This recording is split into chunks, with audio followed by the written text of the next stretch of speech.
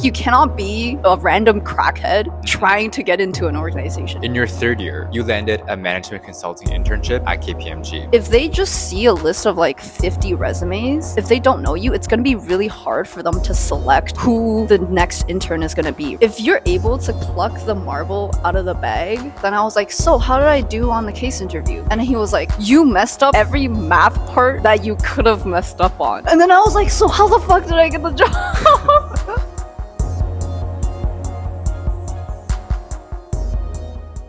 To get started, can you tell us a bit about yourself? I'm Baihe, third year at Recruitment. Very honored to be here. Did an internship in the fall, which is like literally a month ago. And then went on vacation to China and now I'm back. Wait, interned where in the fall? Interned at KPMG As a financial services operations intern doing management consulting. Can you tell us one fun fact about yourself? So I've at least dyed my hair for more than 10 times. Out of the 10 times, at least 9 are by myself. Like you just dyed your hair in a sink. But not in the sink. Like if you imagine a salon, I can do that entire process myself. I feel like hair has been a pretty like expressive part of myself that I liked keeping. I love dyeing my hair different colors. Do you think having colored hair is professional in the workplace? Did anybody make a comment about how your hair is like not your natural color? The thing is, during winter of last year when I started networking and like interacting with corporate people more, I was like, there's no way that they're gonna tolerate colored hair, right? And to be honest, I'm pretty correct about that. I don't think having dyed, especially this red, like I understand if it's like something that's really close to brown, it's maybe acceptable. But I think even for consulting and like finance, any other corporate career, you'll look very different and probably most likely come off as unprofessional. Like this is just something that I keep for myself for fun while I'm still in school. Did you also have colored hair during your interview process? I did not. So as soon as I got the notification that I'm gonna be doing an interview, I'm like, no. To the salon. Before we get into the KPMG internship as well as the recruiting process, let's understand a bit more about you. When you first entered university, how did you navigate like your career journey? Because I remember you were telling me how you had really no idea what business was. I think you were like a science kid or something. Yeah. So in high school, as an Asian person, I think most Asian parents go like, okay, pick 2 careers. Do you want to be a doctor or do you want to be a lawyer, right? I didn't want to go into business necessarily in high school. I really wanted to either be like a dentist or an optometrist. So I was really interested in like chem, bio, sciences. So I was 99% planning to pursue that. And I just knew that I wanted to go to U of T. So I just applied to Recruitment. So then I did an entire career pivot, switching from like STEM, life sciences into commerce. Coming into first year of Recruitment, I had no fucking idea what was going on. So I did have a harder time navigating, like just doing my courses. A lot of my other peers already had some type of idea what type of work they want to be doing, while I didn't have that. Yeah, for sure. So to be honest, during first year, I was mostly trying to pass my courses. But at the same time, because in high school, DECA was the only business related extracurricular that I did. And DECA directly translates to business case competitions in university, right? During first year, I was still very interested in case competitions. For example, like one of the first case comps I did was with Celine, my best friend. It's just I felt a lot of growth and just shock from how good people were at these case comps. Like I thought I was okay, but then seeing the solution from other students, I'm like, oh my gosh, how did they come up with this thing? So during first year, I think I was a lot more confused. However, moving into second year, because of the pressure, well, not pressure, just hearing other students talk about internships, I knew that I had the pressure to land one. Because most Recruitment students choose between finance and consulting, it's just what students overall talk about, right? To be honest, I'm not a quant person at all. I'm a very qualitative person and I love teamwork. So that's why I was a lot more lenient towards consulting. Yeah, like I don't screw up Excel. Like I don't want to. I do not want to do that. Yeah. I don't like numbers, right? Because of that, I pumped the gas on case comps more during second year, and I did around 5. And then I knew that by second year summer, I wanted to land at least one internship to have on my resume, right? To like be at a big company, because by this point, I've only worked for startups. However, I knew that summer internships are super competitive to Yeah. land. Everybody's trying to go for them. So I was like, hey, maybe I should just move this block of internship to my third year fall so that I can still have at least 2 internships under my belt before I graduate. So that's why I decided to do off-cycle recruitment for KPMG during the fall of my third year. I feel like so many people, they don't land a summer internship and they're like, wow, my life is over. What am I I gonna do? know. All my friends, they're working these summer internships. But like so many amazing and cool people that I know did internships in the fall. Yeah. Which is like literally the same thing if you think about it. Yeah. You're just doing school in the summer and you're working in the fall. Same experience. And I think it's a lot less competitive. But I think that's definitely a really smart choice. You touched on something that I feel like is so crucial for business students and just for people in university, which is there's this huge pressure to land internships. Yeah. The pressure begins near the second part of Yes. first year when people start talking about it, and then it becomes more and more stressful because you have less time. And I think as somebody who has been through that, and even after you land it, the rat race never ends. Even after you land it, you're always thinking about like, oh, what should I be doing next? What could I be doing better? So then I think coming in as a first year, you'll see a lot of your peers or your friends like talk about all of these topics. And then inside my head, I would be like, huh, all of these people are talking about these topics already, but I have no idea what I'm doing yet. People are like severely underprepared for this, I think, because Yeah. people don't even think about internships going into university, right? They're just like, oh, I'm going to pass my courses and then I'm going Yeah. to get a job after I graduate. Yeah. But like, I think the race starts earlier now, and it's getting Yes. even more and more early in No, the yeah. upcoming years. It's No, just getting more literally. competitive. Fun fact, so Celine and I volunteered at this university fair a few months ago. And then I had some high school students, so students in grade 12 who hasn't even 11 and 12 by the way, who hasn't even made it into university, and then they're approaching me and being like, I want to work in investment banking, which program should I choose? Or like, I've also had 2 people come up to me being like, oh, I think I want to do consulting. And I'm like, do you even know what consulting is at this point? I'm so confused. You're like 17. Oh, bro, what the fuck? Soon they're going to be having like internships for high school students. I know. And then I was also surprised because KPMG has this virtual event for high school students. And I'm pretty sure this didn't exist a couple of years back. Oh. So as you said, I do agree the race and like the time that students take to prepare is definitely starting earlier and earlier, which means that if you do want to do like a career pivot, you are going to feel lost and feel like, oh, my peers are so ahead of me, like what am I doing, right? Before we get into the KPMG experience, I wanted to Yes. ask, this is a topic that people don't really want to talk about, or something that people don't like to admit to themselves or other people. Yeah. But I think there is so much pressure nowadays for business students to Yeah. land these top internships. Yes. But you have to remember that there are only so many companies in the world that are big names, and they Yeah. hire so few people. Yeah. Not everybody is going to land a big name internship in their first or second year. And when you don't, and you see these other people around you that do, I think it's like the worst feeling in the world. Yeah. And I think being in a business school surrounded by very capable individuals is, of course, a double-edged sword. Like, on the positive side, I really, really enjoy people who are keeners, who really, really push themselves to get experiences that are valuable to them, right? But of course, as you mentioned, on the negative side, it's like when you, for example, it took like 2 years, right? Or a year and a half, speaking in real time, but 2 like school years for me to land my KP internship. So before that, I just felt like there is a lot of pressure. And then a lot of the times you're questioning like, can I actually do this? What am I lacking from my peers Like, when am I don't good have enough? this? Yeah.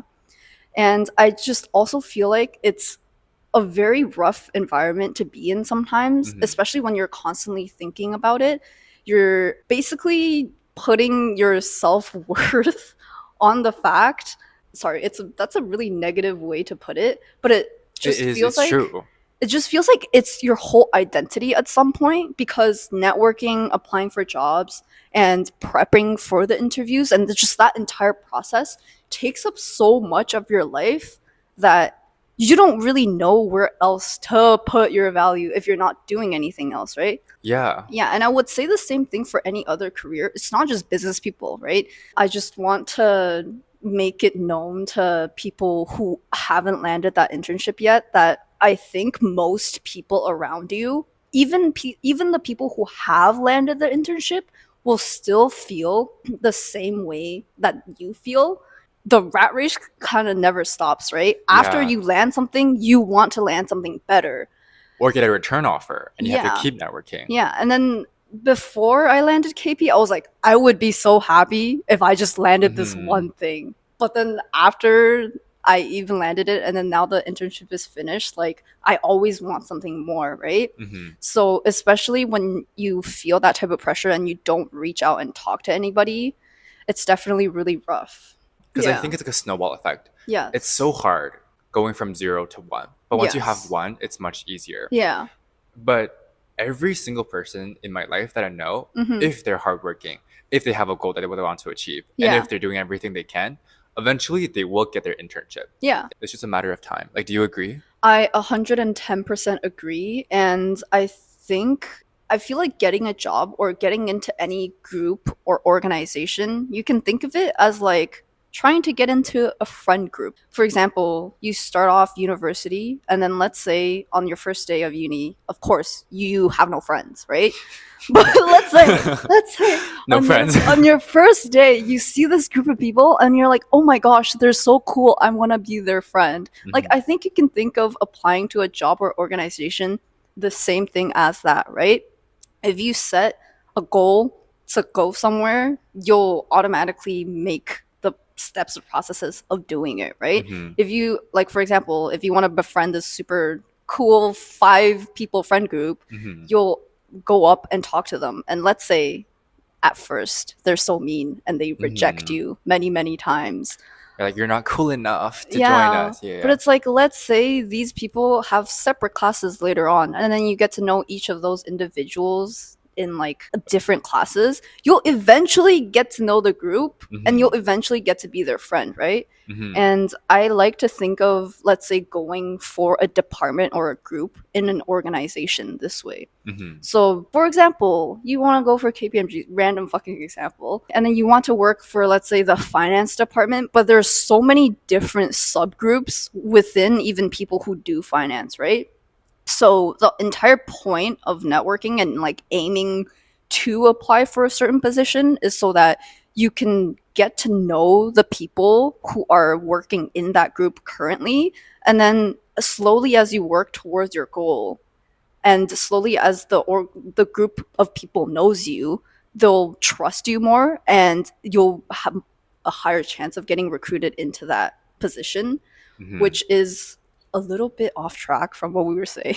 It's so interesting though. Nobody on my podcast have ever mentioned this, but getting a job, especially for consulting, because you guys have teams, Yeah. is kind of like getting into a friend group. Yes. And it's because I would say that this probably applies for any other industry as well.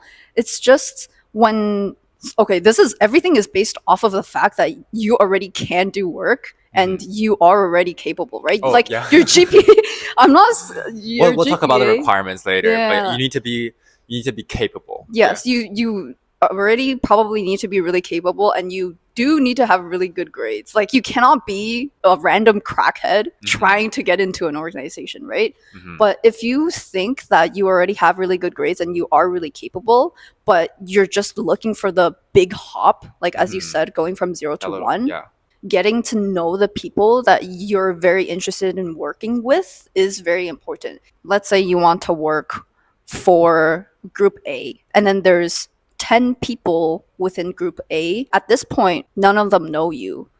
If they just see a list of like 50 resumes, if they don't know you, it's going to be really hard for them to select who the next intern is going to be, right? Hmm. But if, let's say, you reach out to one of the 10 people, from that chat, you ask that one person for 3 other names of their best friends on the team, like 99% they're going to give you those names. And by that method, you could talk to all 10 of the people, including, of course, like, for example, the partner or the boss of Oh. the group. It's just slowly getting to know people and the group getting to know you. And if all of them has a positive impression of you, why wouldn't they pick to interview you out of other people who they don't know at all? Mm-hmm. It's like people gravitate towards things that are familiar to them, right? I think this is the part that everybody really cares about, which is landing a KPMG internship. In your third year, first semester, you landed a management consulting internship at KPMG. Everybody knows that, consulting is a really competitive industry and KPMG is obviously a big brand. Yeah. So let's talk about it. First of all, can you give us a summary of the overall recruitment process? Okay, so I think I'll start out with the general interview structure for anybody applying. Once you get the interview, so that means your resume screening passes, there are 2 rounds of interviews, but then within the 2 rounds, there's 2 interviews. So you can imagine Oh, 4 interviews in okay, like total, 4. right? So then during your first round, it's just a very simple 30-minute behavioral and then 30-minute case interview. Very standard, like interviewee led structured case interview. And then the topic is usually about anything. I think everybody's is pretty different. And then the behavioral is, I think they maybe ask you like 5 questions at most. Yeah. Tell me about a time where you showcased leadership. Second round is a 24-hour case. So they release maybe like a 10-page PDF along with an Excel file for you to solve. The solution, pretty sure there are correct solutions. It's not like a creativity thing, right? It's just it has to be feasible and it has to be aligned to the solution that they have or as closely as possible. So then during your interview, it's a 20-minute presentation, I think, and then 10-minute Q&A. How well you do on that will get sent to the partner that is interviewing you, I think. Okay. Depends, but that's what happened for me. Mm-hmm. And then it's a partner interview, which is a partner 30-minute chat.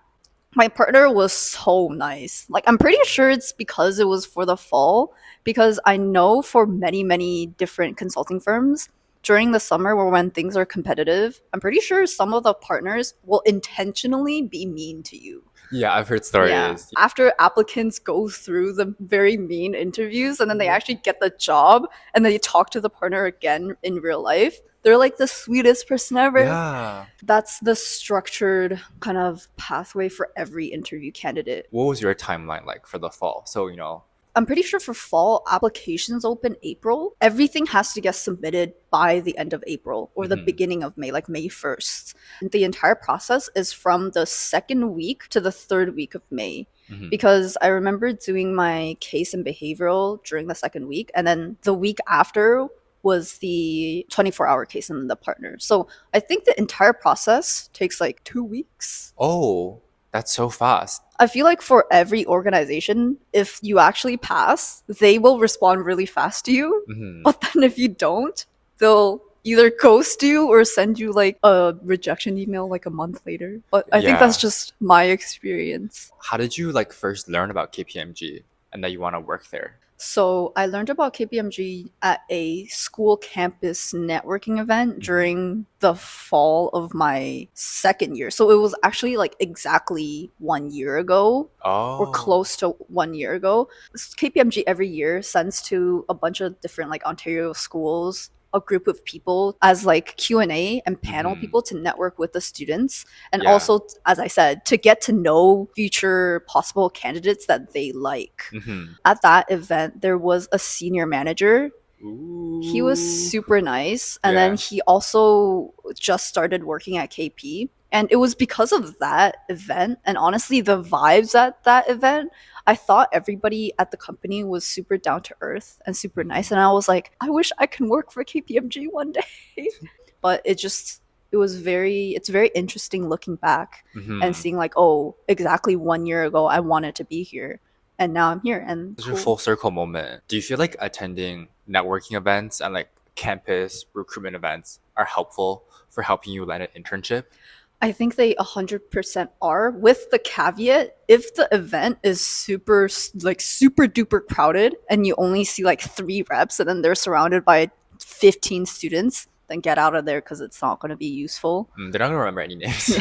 Yeah. But if it's a decently captivating event and there's, let's say, like 15 reps and 5 students surrounding them, Oh. then it's going to be a really good event Oh, because okay. you'll get a chance to talk to the people at the organization. Like I mentioned previously, if you can get and talk to one name from the organization, you can expand your network, right? You can Hmm. ask them for the coworkers that they like. So going to the events is a really good leeway to meet the person and then talk to them for a little bit.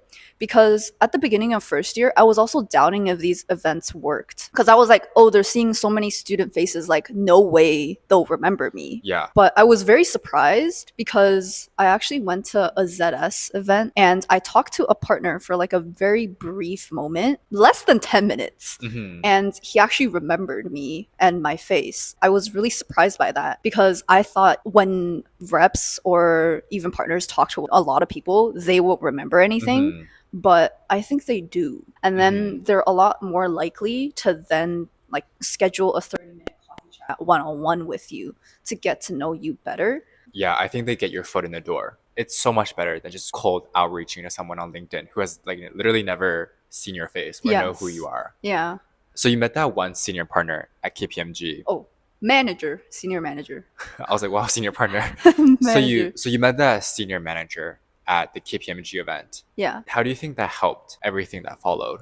It helped because I ended up getting a referral from that manager, Oh, which relates to networking overall. If the group or organization who you're trying to go for already knows you, at least one person knows of your name and knows that you're trustworthy, yeah. you're a lot more likely to get an interview, right? Hmm. However, even when you get a referral, it's not 100% guaranteed that you'll get into the firm. It's Hmm. just you'll at least get an interview. And the Yeah. reason for that is even if somebody refers you, they have to make sure that you're going to be a good candidate. Like you can actually do work.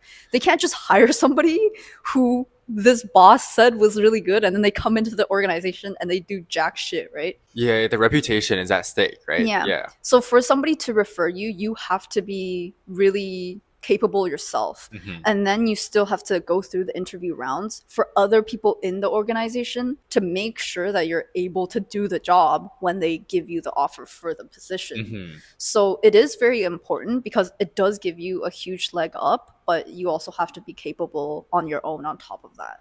So I'm kind of curious about the referral process. So you Hmm. talked to this manager at the event. Did you ask her for a referral right away, or how did you go about, like, how did that whole thing happen Okay, essentially? so the manager who I talked to was just super nice. He was just super nice, so he just gave me the referral. Like on the spot, he was like, "I like you. I'm gonna write a referral for you when I get home or Well, something." not on the spot, but like after more interactions. Oh, did you like coffee chat him afterwards? Yeah. At the point of getting a referral for when you do coffee chats, like in general, I Hmm. think it really depends on the person that you're talking to. And what I mean by that is some people will be really blunt because, okay, if you think about it this way, you're an 18 to 20-year-old student reaching out to somebody who is like 25 or Hmm. older, right? Yeah. Why would a 25-year-old even want to interact with like a lot of people who are younger than them if it's not for career or for referral? So Oh, no, what I'm saying yeah. is they probably know that you're reaching out to them for help and for advice and possibly for a referral, right? Hmm. Some people will just be a lot more blunt about it and they'll just be like, oh, we're hiring, are you interested? Some people will be like that, but then other people won't mention it at all, Hmm. and they won't mention it to you unless you bring it up to them. But it's really the timing that you bring it up to them really, really depends on the person. So I would say every case is very different. However, I think I want to share a piece of information that I have found through my experience. Yeah. I feel like when you talk to a group within an organization, there will be at least one person, let's say in a group of 10 people, right? There'll be one person who's tasked with searching for future candidates. Oh, one person in that group. Yeah, Yeah. at least one person. Because Mhm. if they don't search for possible interns, mind you, I think consulting has a very high turnover rate Yeah. just because of how competitive the industry is. Mhm. But then if they don't search for future candidates, their team's gonna die. From that one person, if you're able to kind of pluck the marble out of the bag and well, it could be like on your fifth coffee chat that you land with that one person who's gonna give you the referral. Mhm. Or it could be like your 20th. You never know. Or it could be your first. Like you could get really lucky and Oh. then just chat with the person who are very open to giving referrals. Then you'll automatically get one, right? Can anybody on the team give you a referral? For example, like a consulting team, like you mentioned, it's typically 15 to 20 people, right? Hmm. Can anybody give you a referral, or is there only one person that can give you a referral? Now that I think about, like, everybody can, it's just some people are a lot more straight up about it while other Mhm. people aren't. You know, what was the point about finding that one person on that team who's like super critical? I think finding the one person, what I mean by that is they'll very easily give you a referral because Oh. if you get to chat with them and then you show them that you have the right experiences, that you're capable and you're also really personable and you end up vibing with that person, I think finding that one person will really benefit you because they'll advocate a lot more for you. Oh, And oh, it's just yeah. you don't have to push them for the referral, right? Yeah. Okay, okay. So they're like the person who like really cares about this. Like a part of their job is Yeah. to recruit interns and they Yeah. want to talk to students and they Yeah. want to do this for you, right? Yeah. So it's like if you find that one person, it's like Hmm. jackpot. You don't need to do anything else. Yeah, whereas everybody could give you a referral. Mhm. It's just if you force somebody, not force, but if you push somebody, It's so awkward. yeah, it's awkward and it's like you Not don't know if they're actually advocating for you mhm. or like you don't know the extent of help that you're gonna get. I like the analogy you use. It's like a math question, right? There's like, for example, 15 marbles Yeah. in a bag. 14 of them are white and one Yeah. is red. Can you pluck that one like red marble out of the Yeah. bag? But that is okay. This is, I'm saying this because it's based off of my networking experience. So I wouldn't take my advice set in stone, but it's just an ongoing theory that I think this is what happened. There's no like cookie cutter or one size fit all solution for everybody, right? Yeah. But I think this is like a really interesting theory. We can call it the marble theory for coffee chatting. I'll work on proving it. You got a referral through that super nice manager, and then so you applied to KPMG, Hmm. and then you got the interview, right? So I'm wondering, how did you prepare for that whole consulting recruitment process? Because I know consulting interviews are a bit different. Yeah. Yeah.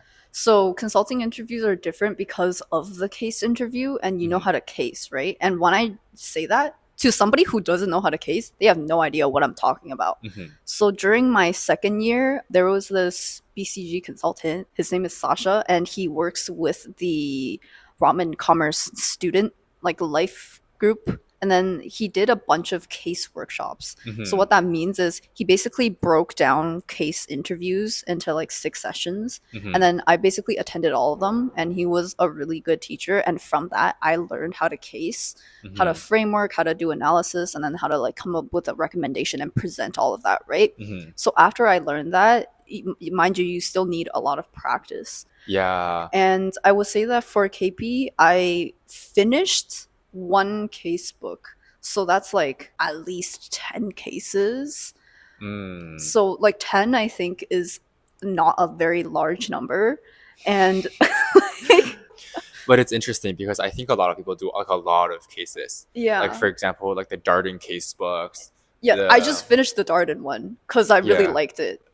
Yeah, no, I remember I got my first ever case interview during my interview. So I had no idea what the fuck a case I interview know was. it's because case interviews are set to like I think the purpose of them is to see if the candidate can make something out of nothing. For sure. Yeah. But it's really bad when you've never done a case in your life and you have to do a case on the spot. Yeah. Pro tip, if you see an interview that's 1 hour long, Yeah.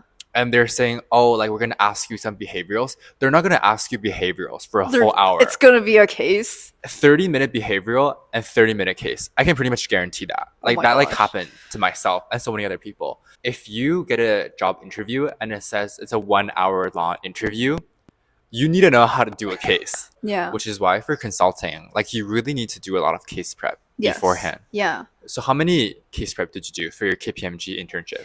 Overall, Overall. like my history, I would say that I definitely did more than 20. But for KPMG specifically, after I got the notification for the interview, Like the cram session. yeah, I think the cram session, I maybe did like 10. Oh, that's a lot. Like I finished a case book. Funny story. I thought my case interview went really well, right? I thought Oh. because I'm really bad at math, as I keep mentioning.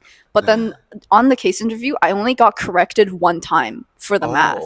So I thought I got most of the things right since my case interviewer wasn't correcting me. Mm-hmm.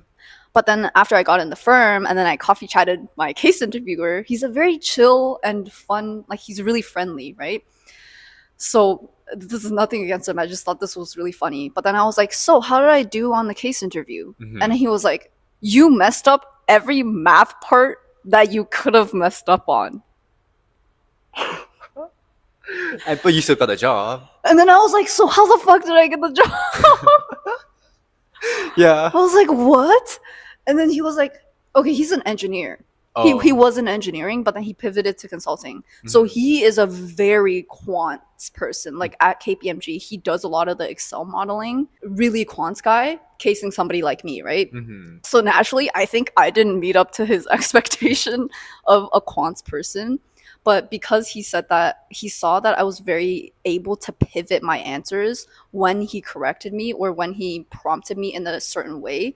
And he also said that I made the interview seem a lot less like an interview and more conversational. And I was able to work with the interviewer better. That it was like, okay, you messed up on the math, but it was okay. Oh, so you're like Dora the Explorer. I hope so. When I first heard him saying that, I was like, wow, it's so funny. But then after I went back to my desk, I was like, I can't believe that just happened to me. That's like so embarrassing. I know. How many coffee chats did you do for KPMG? Okay, for KPMG, I did.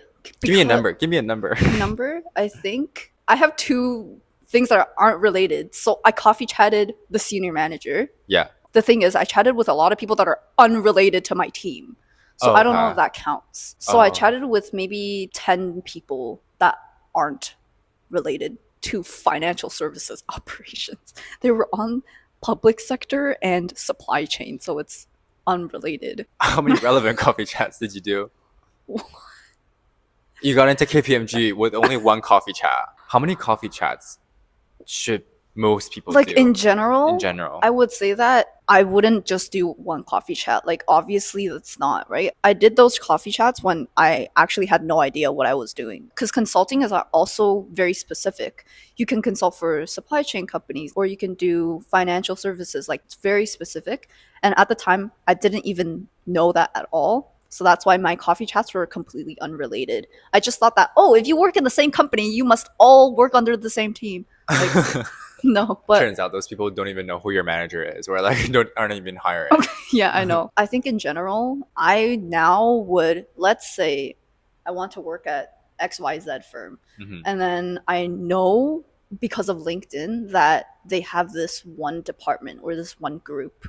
Let's say it's, I don't know, it's healthcare, but it's specifically biotech healthcare, whatever. So make it really specific. Okay, yeah. And then I know that there's at least 10 people on that team. So I would start maybe 3 months in advance, at least, to get a chance to talk to all of the 10 people on that team. Oh. So that makes it a minimum of at least 10, right? Yeah. And let's say you want to try for a different department in the same company, and that team also has 10. So depending on the number of departments and the number of organizations that I want to go for at the same time, it could scale up. Like, let's say I'm recruiting for 2 companies at the same time, then I would at least do like 10 to 15 coffee chats per firm. So like literally talk to every single person on the team. I would try to. I know that sometimes it's not possible to get enough names for the coffee chats or scheduling them. That's why it's very helpful to when you land a coffee chat and you after you finish chatting with them, to ask them for other people to chat with. Give me a list of names. Tell me everyone on your team. Yeah. And I'll reach out or you refer me to them. Yeah. Like Oh, okay. I usually ask them, well, who are your favorite coworkers and can I talk to them? You ask them who their favorite. Yeah, I'm like, who's your favorite intern or who do you enjoy working with the most? Who you think that I would like chatting to? Oh, okay. And then they would usually give me a name or two. Sometimes I get repeats, but then a lot of the times I don't. So from that, I'm able to get to know different people. I think people like it when you have talked to their coworkers as well. Yeah. Because then you establish like common ground. Like, oh, mutuals. Like, oh, you also know Celine. I know Celine too. Like, we work together. Yeah. Oh, it wow. just makes the chat and interaction more comfortable and I think more organic. And I think it shows initiative too, and how like they don't have to like tell you all the basic information again because you already know like a little bit about the team and the firm. And since you already know that basic information, I think you can ask a lot more of inquisitive questions and unique questions, or you can even try to get to know the person that you're talking to on a little bit more of a personal level so they remember you. And if you end up vibing with them, it's a lot deeper of a connection. What are your best practices for coffee chatting? If you have if a first year student or anybody hasn't done any coffee chats yet, my advice for them would be to just start. Like literally talk to anybody, research any career or department / company that you want to talk to. Because I think in order for you to get your own style of chatting, you would need to have experiences of chatting with people, like training arc. Yeah, I don't think coffee chats in general is something that you can sit at home and prepare for, right? It's not like you can study the person that you want to chat with for 10 hours and then the chat will go out. Like I think you need to have experiences to start with and get a lot of practice. It comes with practice, yeah. Yeah. And then I think after you have a little bit of experience, my best practice is to I would say find your own niche. Like there are certain people who you're going to vibe with a lot better or you'll feel a lot more comfortable around and even ask for help from and just share your passions about, right? So for example, for myself, I like chatting to really blunt people. so I can be really honest and blunt with them. Yeah. Because I think I'm a very blunt person and I don't like to give very generic responses or even receive very generic feedback, right? On top of being blunt, I think most very honest and blunt people are very themselves. So they're very funny on top of that. Yeah, this is my co-intern who told me this because he's like, oh, I think you should really find your own niche of the people who you like chatting with. And like his niche was white millennial people. Even he said that.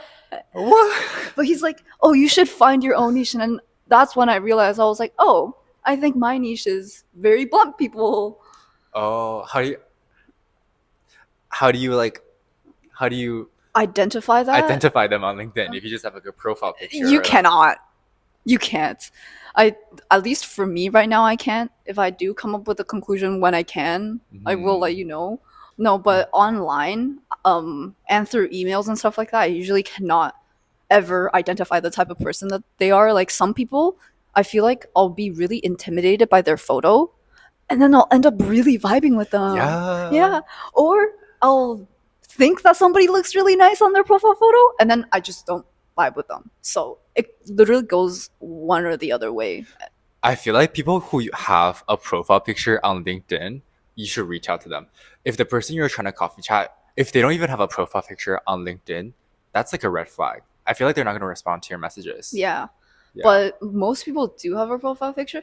Like I just feel like I randomly get intimidated by people after I see their photos and their experiences, and I'm like, wow, they're so incredibly cracked. Like, who am I to go talk to them, right?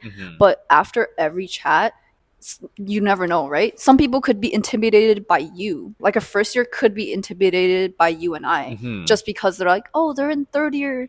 But then once they come up and talk to us, like, I don't think they have a reason to be intimidated, right? Yeah. So the mindset applies the other way around. So it's just to always take your chances and to reach out anyways. when like consulting firms go through resume screenings in general, Mm-hmm. like what usually happens behind the scenes? You don't have to be like give any specific names, Mm-hmm. but like I think there's a process that a lot of firms tend to follow, and I've heard some rumors as well. Yeah, I think this can be applied to any firm. It's not just consulting because every firm needs to screen through resumes, right? Mm-hmm. So I think theoretically, I don't know the exact number of resumes that comes through, but let's say it's 1,000. 1,000. Okay. Let's say 1,000. And then during recruitment season, they need to allocate staff to look through those resumes Mm-hmm. because most consulting firms do look through the resumes with real human eyes. Like it's not screened Oh, by that's good. AI. Yeah. Yeah, like some companies screen it by AI, but I think a lot of consulting firms don't. So let's say one staff member gets like 50 resumes. They're like TAs grading papers. Yeah, it's like TAs grading papers. Yeah. So let's say they don't know anybody on the list. They're Yeah. just fully looking at experiences and your grades, whatever. Everybody applying for the position is probably going to have pretty good grades and pretty good experiences. Mm-hmm. Mm-hmm. So it's really hard for the person reading the resume to decide on who they want. Mm-hmm. And out of the 50 people, they'll probably at the max decide on one. Oh, really? Yeah. So each employee probably gets like a stack of 50 resumes and they can like choose one person to Yeah. move on to the next round. Yeah. Oh, okay. Because after the first, like on the first interview round, Yeah. they're not going to be interviewing 500 people. Yeah. Like that's if they interview one person for 30 minutes, that's too many minutes for the firm. Exactly. Because if there's 1,000 resumes and you get 20 applicants that move on to the next round, which Yeah. is pretty reasonable, I would say. Yeah. Yeah. In order for you to even get the interview to start with, it would be so much easier as an applicant if the person looking at your resume knew who you were. Mm-hmm. Because instead of just looking at a list of 50 random names, Yeah. if somebody, okay, let's say person A is looking at all of these resumes and person A's friend comes to them and goes like, "Oh, do you know so and so?" And then that so and so just happens to be on the list of resumes, and they would be like, "Oh, my coworker knows you." So they'll have a much like deeper impression of you. Mm-hmm. So you're a lot more likely to get chosen for the interview round. Oh. So then in order to get the interview to start with, it's very it's very helpful for you as an applicant to know the people within the organization to start with. Or else you might not even make it past the first round. Yeah. Because it's so hard to stand out when you're competing against so many people. And when like everything kind of looks pretty much the same when it's on paper. Yeah. But then then after that, the interviews is fully skill. Yeah, I Yeah. think after that your resume doesn't matter anymore. Yeah. How did you make your resume stand out of, thousands of applicants for KPMG that year? Well, I think for me, it was definitely the referrals because my resume was so dog at the time. Like, when I look at my resume right now, the one that I used to apply for KP, I'm like, put that away. So I have your resume open right now. Okay. So you have education at the top, professional experiences, and then leadership and activities, and of course, awards and skills and interests. Yeah. So I want to ask, what do you think helped your resume stand out of these applicants? The first thing is actually format because consultants are very, very anal about formatting. Really? Yeah, because we're client facing and the product that we sell essentially is the PPT decks, right? So, Okay. so formatting overall for anything is very important because it shows that you're detail oriented and you care. Like it just has to be really clean and Yeah. everything has to be aligned. So, for example, the resume that I submitted to KP actually, like 2 of the text lines weren't like this one space was off Yeah. and it was noticed. So you have to make sure that everything is very well aligned and spaced Okay. because it represents you as a person. Yeah, so for sure. So in your professional experiences, I think another very useful piece of advice is what did you do in those positions? Mhm. Like when I write down my project experiences, I don't write down what my project is about. Like I don't go like help acquire another bank or something. I'm not writing down the context of the project. Mhm. I'm writing down my contributions and how I helped my manager. Mhm. Because as an intern, You're not the one. You can't say like led the project. Yeah, I'm not the one leading the project. So Yeah. you're going to say something like, this is really bad, but completed weekly or like daily tasks of like synthesizing information from KPI reports, Hmm. assisting my manager in the communication of the client or something like that. Hmm. It's really rough. And also you should use ChatGPT to help you. But this is good advice, like including KPIs and then talking about what specifically did you do? Yeah, because Um, what recruiters and when you network, what people will be asking you is like, cool. You told me about the context of your project. yeah. What did you do on the project? Like you can't be telling people that you align slides. Yeah. That sounds really bad. During the overall KPMG recruitment process, like I know you had a referral and you had a good resume and everything, but I'm sure so many other people also knew to network and coffee chat and, format their resume, align it. Yeah. At the end of the day, what do you think made you stand out? Hmm. Why do you think they're like, we're going to hire Baihe this year? I think what made me stand out is in all of the interviews, I tried my best to treat the interviewer and the overall interview like the most I can to make it conversational instead of being very stiff, Hmm. timid, and only talk when I'm spoken to, Yeah. right? I really try to connect with the interviewer and to try to make everything like a conversation. For example, in a behavioral, I don't just want to be speaking for 10 straight minutes about what I did and then Hmm. for my interviewer to doze off.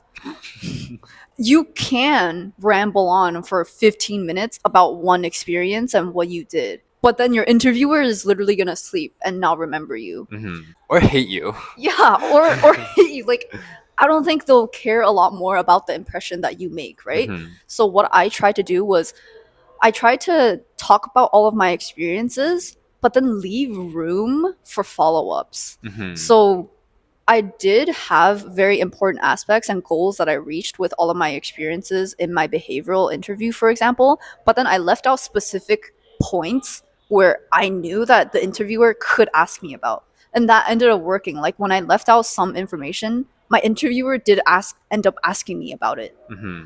Another important thing is after making the interview more conversational, at the end of the interview, they always ask you if you have any questions Yeah. for them. Yeah. Yeah. It's a very important spot to make yourself stand out. I know a lot of people prep questions before going in and they ask very unique questions, Yes. but I actually didn't do that for KP. I just made it more like, Went with the flow. yeah, I went with the flow and then I tried to get to know the interviewer as a person. Like Oh, I okay. asked about, I think asking about their position and their favorite projects is very generic. Yeah. But then I ended up asking them about like, oh, what did you do before KPMG, or like, why did you choose KPMG specifically? Like, why are you doing these interviews to start Hmm. with, to try to get to know them more as people? But I know that if you as an interview candidate do some research and come up with some very good questions beforehand, it'll be a really good point of like making yourself stand out. Because I think people love to talk about themselves, right? Yes. And Yeah. they're going to remember you if you guys had a really great conversation where they can share fun facts and stuff about themselves Yeah. as well. And I think it just really builds that human connection at Yeah. the end of the day. And I think this is really off track, but I think when you work in a corporation, it's very different. Like the social environment is really different from at school. Yeah. Like I feel like at school you can talk to your friends or like the person sitting next to you in a lecture about anything. Yeah. But sometimes when you're working, you don't get that human connection a lot. Hmm. So when a student, especially an interviewee, reaches out to you and takes initiative to ask about you and your day and you as a person, you're gonna be like, oh my gosh, I never get to talk about things like this. I don't mean to shit on corporate. But I think that's why sometimes having that connection is so helpful Mm-hmm. when everything else seems so professional and it seems Yeah, so like black and white and it seems like you're literally like answering like a test, like I you're taking know. your LSATs or something like that. Yeah. And also, corporate people are really busy, right? And what Hmm. happens is when you're busy, you just end up going through the motions and not thinking about anything or like making any, like when you're busy, you Yeah. don't necessarily are intentional about like who you're talking to. you just don't get the personal connection time Yeah. from the peers around you. Hmm. So it's very important to talk to them. One thing that I want to ask is, were there any unexpected questions that you got during your consulting interviews? Managers and anybody above you asking, what did you do? Like, what were your contributions and what do you think you can contribute? I honestly didn't know what to say on the spot. But questions like that was very challenging because first of all, I didn't expect it. Second of all, I honestly can list out all of my experiences. But then, yes, you can tell me your experiences, but then the so what from having all of the experiences is very important.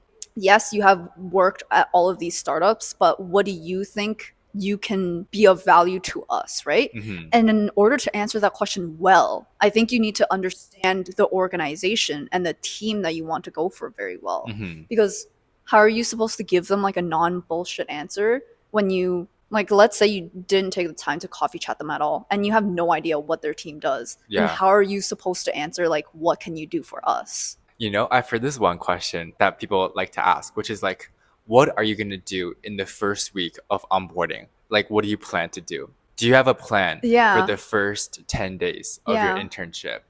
And it's like, what? What the fuck? I don't And even know. Take onboarding courses, HR courses. I know. And one of the most important lessons that I learned from consulting is that you shouldn't expect people to be assigning stuff to you. In consulting, I think it's very easy to get lost on the project work or proposal work or like the groundwork of like building slides, right? You forget to look at the bigger perspective of what you're doing this for. You can get very caught up on building a deliverable for the project, but then it's very easy to forget that, oh, I'm actually working for a client Yeah. and this client actually has these issues that we need to fix by the end of the project Hmm. because the project itself is so busy and it requires so much time, right? Hmm. And the same concept applies to your internship. You don't expect to go out of your way to search for work Yeah. because you're like, oh, like my managers should be assigning me work. Hmm. But you have to go out of your way to search for the projects that you want to be doing. You have to network to get work. Some people don't get automatically staffed on a project, Hmm. and they actually have to like talk to like partners or other people in Yeah. order to like get staffed in the Yeah. first place, which just sounds so crazy. Like, oh, I thought they would have work ready for you. I know. Before going into the internship, I expected everything to like shit hits the fan on the first day. You're gonna get so much work. Yeah, And I'm yeah. like, oh my gosh, I'm gonna be so busy. I'm gonna learn so much. Yeah. No. During my, I'm sorry, but during my first month, I would say my internship started off really slowly Oh. because I didn't have any specific experiences. Like, I think a lot of interns, even people the same age as me, Hmm. or 1 or 2 years older, they have a lot of experiences already. Like, for example, they've interned at a bank or an insurance company or like let's say like Aritzia, whatever, like consumer packaged goods. They just have some experiences for any consulting company to think about like what projects to give you. Okay. But Yeah. then because I didn't have anything specific and I worked for startups before, they had no idea what to staff me on. So They're then, like, yeah, this they're like, girl, Baihe, what can we do? Yeah. eventually, even if you don't network, you will still get staffed on a project. But it takes longer, I think. Yeah, it Yeah. just takes a lot longer. And then I was actually freaking out because I was like, why am I like I expected to learn and I don't want to be going to work to learn nothing and do nothing, right? Yeah. So then I was like asking Chloe, I was like, does the internship start off really slow? Like, what Yeah. is going Yeah. on? And then Chloe was like, oh, like, don't worry. Like, it started off slow for me as well. Like, it's okay. Oh, okay. Like, Hmm. for example, when you first get hired into the firm, it doesn't mean that you'll get staffed on a project right away. And there's a pro and a con to that because it's a con because if you're confused and you don't network, then you'll completely stay in the dark and then you'll start to question like, oh, why am I not getting work, right? Hmm. But it is a pro because when you're taking the downtime to talk to a lot of people, number one, you'll get more opportunities to know more people in the firm, get to know the Hmm. different type of work there are, and then on top of that, people will recognize that you take initiative and then you'll get more chances to experience or get a choice of the projects that you're doing. Oh, so you're not like you're doing this. Like, get on it right now. So it's Yeah. kind of good. You have some choice there. Yeah. I want to ask, how did you feel when you got that call that you got the KPMG internship? Do you remember your reaction? I do. I was on the subway. So my partner, he is super nice. It was like a Friday before the long weekend, and then they were actually supposed to call after the long weekend. Okay. But then he was like, "Oh, whatever, I'm just going to call you now to reduce the stress Yeah. cuz like the results are already out." So I basically got the call a day after the partner round. Mm-hmm. So it was really quick for me because my partner was nice. But usually you would get the call like maybe after 3 to 4 business days. Mm-hmm. So then I remember I was like, what the fuck? I just didn't expect it. I was like, throughout the entire interview process, I was so pessimistic about it. I was like, I wish 100% I could get it, but I will not be that heartbroken if I don't. But then I was like, when I did get it, I was like, what? I was just very surprised. Yeah. How did you feel like afterwards? I felt very excited. Did you feel like you were a more worthy person? Did you like, Going back to self-worth, I think it wasn't as much of a relief as I expected it to be. I was like, oh my gosh, I'm gonna be so ecstatic and happy and like finally gonna gain my yeah. self-worth. Like, no, I don't think it contributed much to self-worth necessarily. I just felt really excited to learn. Like, Oh, I was okay. like, oh my gosh, I finally get a chance to learn and finally eventually become a good consultant. Like, it wasn't like a moment of like, oh my gosh, I'm good enough now, or like, Mm-hmm. oh my gosh, I'm so cracked, I landed this internship. Yeah. Like, no, I think it was Oh, much more of like a yay, I'm so surprised I landed this. And then on top of that, where do I go now? Like, what do I do now? mm-hmm. Every time that I end up reaching something that I've really, really wanted for like a year or two, right after I get that thing, I'll always think to myself, like, what's next? Oh, like, what do I do now after this? Like, Like you mentioned, it never I stops. know. And then I was just so surprised by the fact that it never stops. I was Mm. like, oh, now that I have that for the fall, what am I going to do for my third year summer? So I have a few last questions for you about just consulting in general. Mm-hmm. What do you think is the most important thing when it comes to consulting recruitment? Like, how would you rank like the three main pillars that everybody Mm-hmm. talks about? Yeah. Like GPA, networking, and, work experience. Yeah. I think for me, I think GPA is the baseline of everything. Okay, yeah. Because when you're in school and you're a student, GPA and grades are the only thing that can showcase how capable and willing you are to like take on responsibility. Mm-hmm. If you think about it, a student being in school is like their whole career, right? Versus as to a person working full time. Mm-hmm. The only solid thing that they can base you off of from is your grades. Mm-hmm. So if your grades are at least decent to start with, people are gonna trust you a lot more. They're Mm-hmm. gonna see like, oh, they have good grades. That means that they take initiative to plan their own courses, to actually put in the time to do well in the courses, and then they just Mm-hmm. have a lot of self-sufficiency that they don't need somebody to be constantly harassing them to do good, Yeah, okay. or they haven't like given up on their school life. So it just shows that you're capable. So that's like the foundation. Yeah. GPA. The foundation is really strong and important for you to pursue your extracurricular and then networking. When I was in my second year, everybody kept on telling me that it was like a pyramid, right? That like, oh, if you were to have good experiences and network, your grades wouldn't matter. I think that is a false statement. I Mm-hmm. think depending on what industry you want to go into, and especially if the industry is a little bit more competitive, everybody will have really good grades. And if you don't, it'll just leave you at a very disadvantageous state where like Mm-hmm. you have to catch up on your grades later. Grades can just open a lot of doors for you. Like you can get an MBA later, people will trust you a lot more, and you don't have to like worry in your later years in university of making your grades good. So after that, it would be startup experiences and clubs for your extracurriculars, Mm. and then it would be networking tied with it. So I would say networking and extracurriculars would be split 50-50 on top of the grades. Oh. Imagine two cliffs and GPA is like your bridge.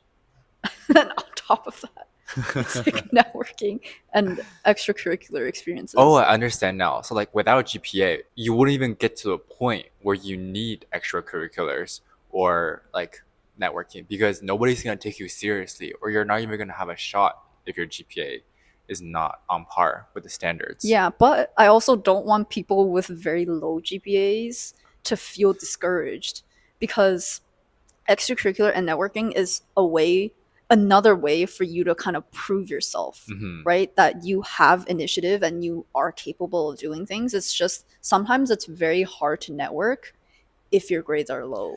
What do you think is the minimum cutoff for GPA for consulting? Like At what is too low? too low, I think is anything under 3. 3.0 out of 4 Yeah. Anything above that is workable. is workable. You have a shot. Yes. People say it's a pyramid, I think because of the allocation that you can put into those things to make up for the other, Hmm. right? So, for example, if you're now we're talking in the pyramid sense, if you're working really hard for your extracurriculars and your network, your grades are probably going to slip because it takes a lot of time and effort to Hmm. do things like being a leader in a club or taking the time to reach out to a lot of people in a different firms that you want to try out in. You only have 24 hours in your day and you're not going to allocate it's going to be hard to allocate time equally to all three of the pillars. One last question that I want to ask you is if you can go back in time and talk to an 18-year-old Baihe who just entered university and starting the life of a business student, and you only had 60 seconds to give her career advice, Yeah. what would you say to her? I would say to number one, have a much more of an open mind than I did if I were to be talking to myself. So have an open mind and to be a keener. And the reason why I say that is because I feel like a lot of the times when you talk to peers, they you always end up talking about or you only see the fruits of a lot of people's labor. Because people usually don't brag about how oh, I studied 12 like so many hours, Hmm. 3 weeks for an exam, and that's why I got an 100. No, people usually only share that they got an 100, right? Hmm. So a lot of the times in my mind back then, it was, oh, I want to try as less as possible and gain the most results. So I was not much of like, oh, I need to work hard. So if I can go back, I would tell myself like everybody only gets the result or gets to places because of all the work that they've put in. And when you take initiative and when you have an open mind to talk to the people around you, you'll end up learning a lot of their experiences and their key takeaways and applying that to your own career in the future. And when you try hard and set achievable goals on top of that, you'll achieve success sooner or later. Hmm. Yeah. Before we wrap up this podcast episode, is there anything else that you want to say? Anything else that you want to talk about?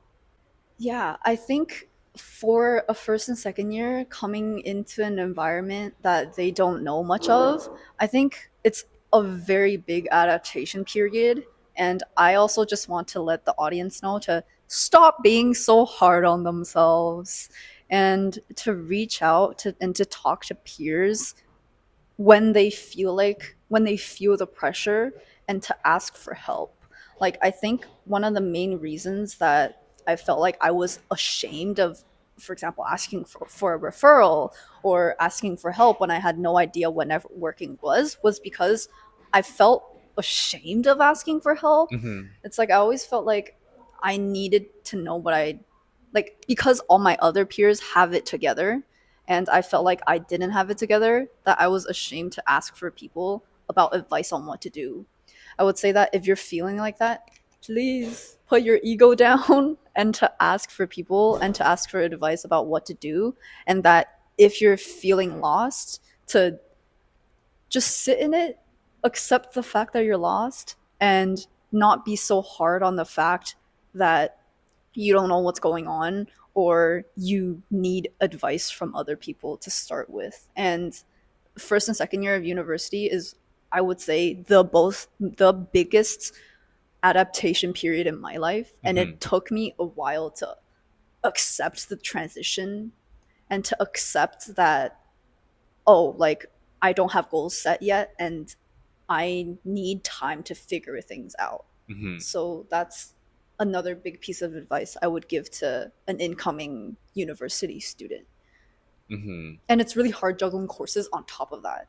So Yeah. But I think like so many people have said this in the past, but if you have a goal for yourself and if you're doing everything in your power that you can to reach that goal, sooner or later it's going to come. yeah. And it's probably gonna come sooner than later, because I feel like when you're setting a goal, you're always very anxious about it. Mm-hmm. But then it always sneaks up on you on when the results of your labor are gonna come through. It literally, things always come so randomly. Like the expectations of like me putting in work always ends up coming to me so randomly. Like I'm like, I didn't expect to land a position at KP at all, right? It's like, but I was always consistently putting effort into making it one step closer to landing a consulting internship, like doing all of the case competitions. And then with that, I was able to get to know peers along the way who also want to get into consulting. So it's like a lot of the actions that you're going to take will lead to unexpected results that will help you in the long run. And because of that, I think fruits of your labor will show up like a lot sooner than you expected sometimes. And then you're going to be like, oh my gosh, what? Thanks so much for coming on to Jumpstart Your Career. Yes, of course. Thank you so much for inviting me. All right, let's go take a break.